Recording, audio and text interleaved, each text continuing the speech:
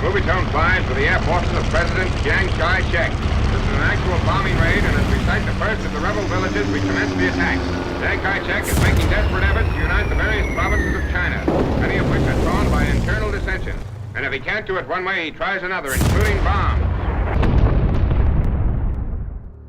To keep revolutionary forces intact for the war against the Japanese in the north, in October 1934, the Central Red Army, the 25th Army Group, the 4th Front Army, and the 2nd and 6th Army Groups began a series of maneuvers that would eventually become the Long March.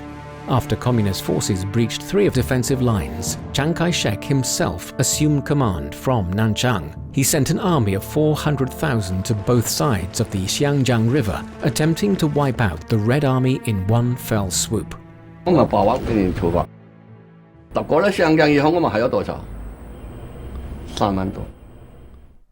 January 1935, events took another historic turn in Zunyi, Guizhou province, when the CPC Central Committee held an enlarged meeting of the Politburo.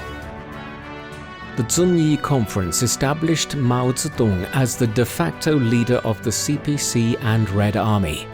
Marxism became the party's guiding ideology. It was here that the first generation of CPC leaders began to take shape, with Mao Zedong at its core. A new era of the CPC working independently to solve domestic problems began. It was a critical moment in the history of the CPC.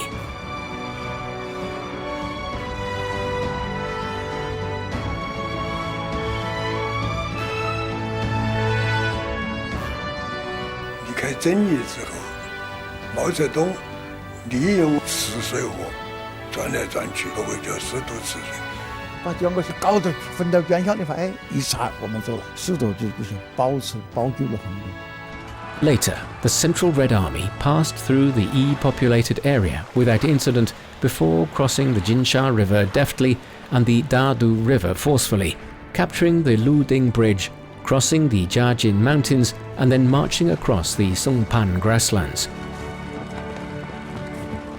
In October 1936, the 2nd and 4th Front Armies arrived at Huining and Jiangtaibu in Gansu, where they joined forces with the 1st Front Army. The link-up of the 3 main Red Army forces marked the triumphant end of the Long March.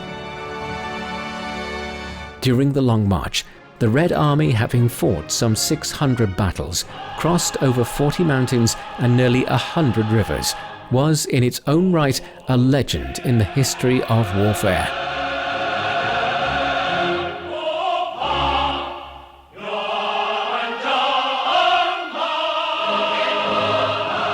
Mao Zedong remarked on the significance of the Long March.